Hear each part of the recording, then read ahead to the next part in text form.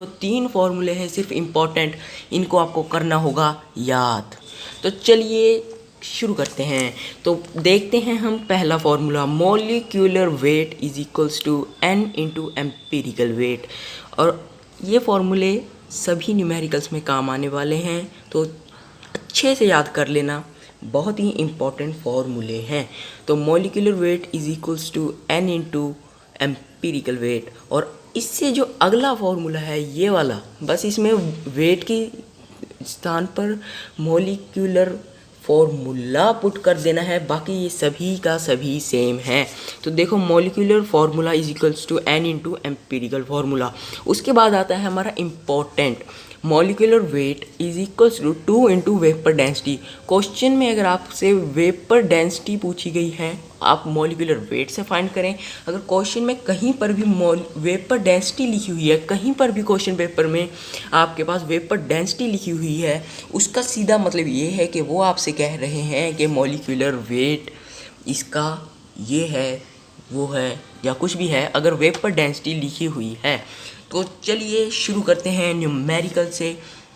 और हाँ, एक और इम्पॉर्टेंट बात, अगर एग्ज़ाम में न्यूमेरिकल में लिखा हुआ है ऑर्गेनिक कंपाउंड, तो उसका सीधा मतलब यही है कि उसमें कार्बन के बारे में बात हो रही है। कार्बन उसमें ज़रूरी है, चाहे दे रखा हो या ना दे रखा हो, हम फाइंड करेंगे, लेकिन कार्बन ज़रूरी है ऑर्गेनिक कंपाउंड में।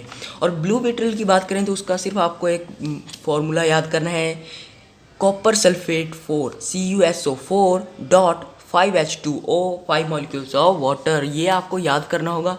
और एक आखिरी ज़रूरी बात न्यूमेरिकल शुरू करने से पहले, कि अगर आपको कहीं पर भी लिखा हो कि फॉर्मूले पूछ लेते हैं कई बार, जैसे ये लिखा हुआ है CH3COOH, तो इसका मतलब क्या है, ये इसका जो हमारा मॉलिक्यूलर फार्मूला होगा वो ये नहीं बनेगा, ये नहीं बनेगा। यहाँ पर क्या बनेगा, पहले हम देखेंगे इसमें लिखा क्या क्या हुआ है। इसमें लिखा हुआ है CH&O, तो हम क्या करेंगे, यहाँ पर सीधा लिख लेंगे CH और O।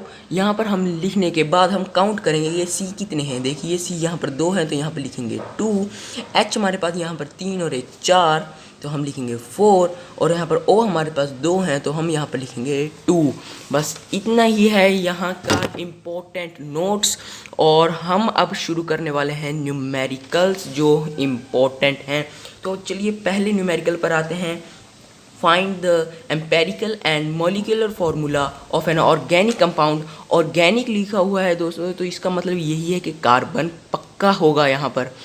इन विच कार्बन की परसेंटेज लिखी हुई है, हाइड्रोजन की परसेंटेज लिखी हुई है, और नाइट्रोजन की परसेंटेज लिखी हुई है यहाँ पर, और वेपर डेंसिटी हमें दी हुई है। तो हम सीधी सी बात ये कर लेंगे, क्या करेंगे, वेपर डेंसिटी लिखी हुई है यहाँ, इसका सीधा क्या मतलब है जो, वो यही है कि वेपर डेंसिटी से हम मॉलिक्यूलर वेट फाइंड करेंगे। यहाँ पर लिखा हुआ है, तो इसका मॉलिक्यूलर जो वेट होगा वो उसका फॉर्मूला पहले यहाँ पर लिखिए, और इसके बाद क्या करेंगे हम, वो आप देखिए कि हमें लिखा हुआ है ये वेपर डेंसिटी दी हुई है, तो मॉलिक्यूलर वेट इसका क्या होगा, तो मॉलिक्यूलर वेट होगा 2 इंटू 39.5। तो इसका हमें सीधा सीधा आंसर आ जाएगा 79। तो हम क्या कह सकते हैं यहीं से कि इसका जो मॉलिक्यूलर वेट है वो है 79। तो यहाँ पर इसका सीधा सीधा मतलब यही होता है। तो चलिए हम अब आगे करना क्या है आपको, तो ठीक है, तो सबसे पहले आपको ये टेबल ड्रॉ करना होगा, सीखना होगा। यहाँ पर जितने भी कंपाउंड्स दिए होते हैं उतने बॉक्सेस बनाकर आपको क्या करना है, ऊपर उनके हेडिंग्स लिखने हैं, element, percentage, atomic mass, atomic ratio, simplest ratio. इसी तरह हम इन सम्स को करने वाले हैं सॉल्व। तो चलिए शुरू करते हैं। तो देख सकते हैं आप यहाँ पर हमें जो एलिमेंट है वो 3 दिए हुए हैं CHN, तो हम एलिमेंट्स में यही सब लिख लेंगे अच्छे से।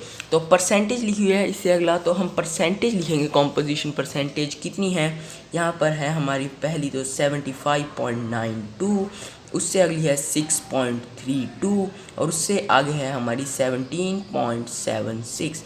इतना लिखने के बाद एटॉमिक मास पूछा हुआ है, एटॉमिक मास हमारा कितना है, आपको सिर्फ 4-5 ही एटॉमिक मास याद करने हैं, उन्हीं में से पूछा जाएगा। एक तो कार्बन का हाइड्रोजन का, ऑक्सीजन का, नाइट्रोजन का, बस इनसे ज़्यादा कोई पूछता नहीं है।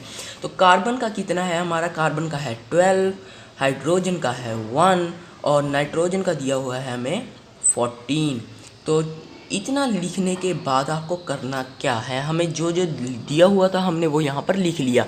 अब हम क्या करेंगे, एटॉमिक रेशियो पूछा है तो एटॉमिक रेशियो इन दोनों को कर देंगे डिवाइड। तो 75.92/12 और यहाँ पर 6.32/1 और यहाँ पर 17.76/14। तो यहाँ पर इन तीनों को करने के बाद जो हमारा आएगा वो कुछ इस तरह से होगा कि यहाँ पर आएगा हमारा 6.32, हमारा 6.32 आएगा यहाँ पर, 6.32 ही आएगा यहाँ पर, और यहाँ से करने पर हमें कुछ मिलेगा 1 पॉइंट और यहाँ पर आएगा हमारा 1.27 हमारा यहाँ पर कुछ इस तरह से ये बन जाएंगे। ये तीनों हैं जो हमें मिल गए हैं। ठीक है, आपको ये तीनों एटॉमिक रेशियो में लिख लेने हैं। अब सिंपलेस्ट रेशियो का मतलब क्या है हम वो करेंगे। इनमें से सबसे छोटा ढूंढ लेना है आराम से। कौन सा है सबसे छोटा, ऑफ कोर्स 1.27 इन दोनों से ही छोटा है। अब क्या करेंगे, 6.32 लिखा है यहाँ पर भी 6.32 लिखा है और यहाँ पर 1.27। ठीक है, ये तीनों हमने यहाँ पर लिख लिए। अब इसको फिर से डिवाइड कर देंगे इनमें से सबसे छोटे के साथ, 1.27 के साथ सबको कर देंगे डिवाइड। तो यहाँ पर क्या आएगा, 1 आएगा। और यहाँ पर हम क्या करेंगे, इनका सीधा पॉइंट में नहीं लिखेंगे, इनके आसपास वाला लिखेंगे, जो भी इनके आसपास होगा। तो इसके आसपास है जो हमारा वो है 5 और 5 यहाँ पर भी, तो 551 यही है दोस्तों, बस हो गया। नहीं अभी नहीं हुआ। तो हमें क्वेश्चन में अब देखेंगे पूछा गया, ये ड्रॉ करना ही होगा, चाहे कुछ भी पूछे क्वेश्चन में ड्रॉ करो, अच्छा लगता है, इंप्रेशन पड़ेगा और इसके बिना आप निकाल भी नहीं पाओगे समय ऐसे। तो हमारा पहला क्वेश्चन जो पूछा है, find empirical and molecular formula, यानी कि पहले हमें एम्पीरिकल फार्मूला और फिर मॉलिक्यूलर फार्मूला इन दोनों कंपाउंड का फाइंड करना होगा। तो एम्पीरिकल फार्मूला हम कैसे बनाएंगे, चलो ये देख लेते हैं। तो यहाँ पर हमें क्या करना है, C लिखा हुआ है हम यहाँ पर लिखेंगे C, H लिखा हुआ है हम यहाँ पर लिखेंगे H और N लिखा हुआ है नाइट्रोजन का, तो हम यहाँ पर लिखेंगे N। ठीक है, ये हम क्या फाइंड कर रहे हैं, ये हम फाइंड कर रहे हैं एम्पीरिकल फार्मूला। ठीक है, एम्पेरिकल फार्मूला हम फाइंड कर रहे हैं। CHN लिखने के बाद हम यहाँ पर सिंपलेस्ट रेशियो जो हमें दिया हुआ है, सिंपलेस्ट रेशियो वो लिखेंगे। देखिए C कितना है हमारा, 5 है, तो हम यहाँ पर लिखेंगे C5। H कितना है हमारा, 5 है, तो हम यहाँ पर लिखेंगे 5। N कितना है, 1 है, तो हम 1 नहीं लिखेंगे क्योंकि 1 लिखते नहीं है इसमें। तो एम्पीरिकल फार्मूला हमें मिल गया है हमारा यहाँ पर। एम्पीरिकल फार्मूला मिलने के बाद हम यहाँ पर फाइंड करेंगे एम्पीरिकल वेट। अब वो कैसे फाइंड करना होगा, चलिए हम देखते हैं। फार्मूला हमें पता है C5H5N है। ठीक है, तो फिर C का जो एटॉमिक मास है वो 12 है। C की जगह हम 12 लिख देते हैं।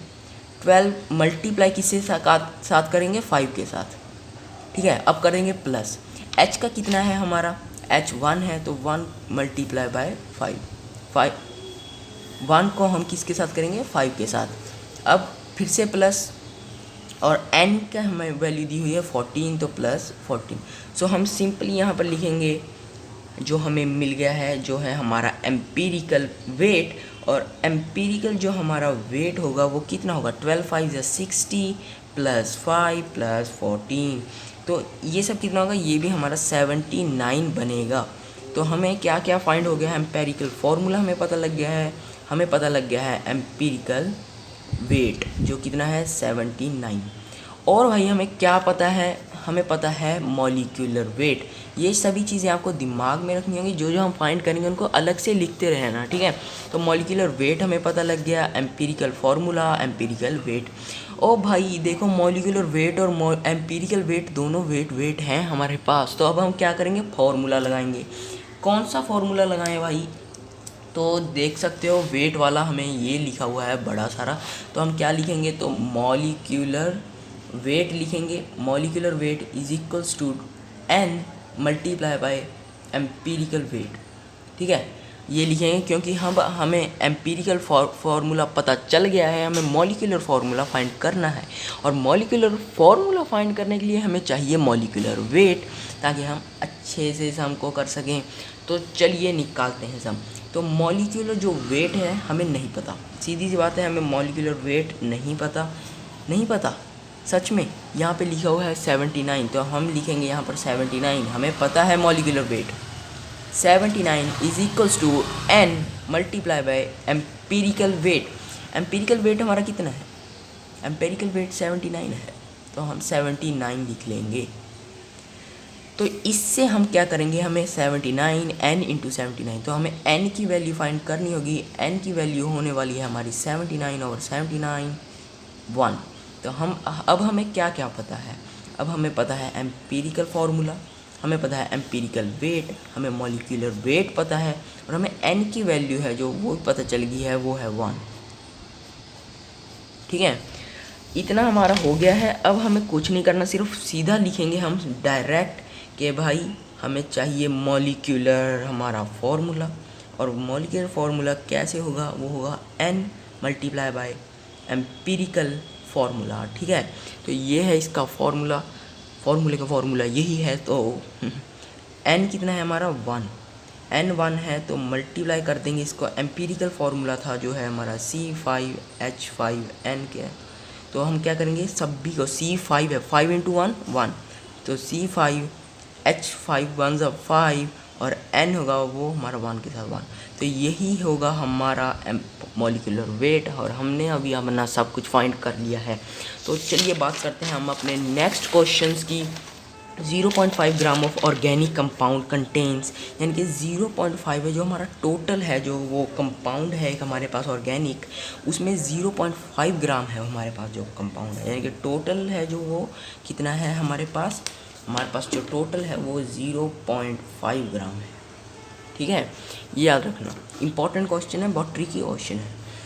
कंटेन्स 0.062 ग्राम ऑफ हाइड्रोजन है जो है उसमें वो 0.062 ग्राम है।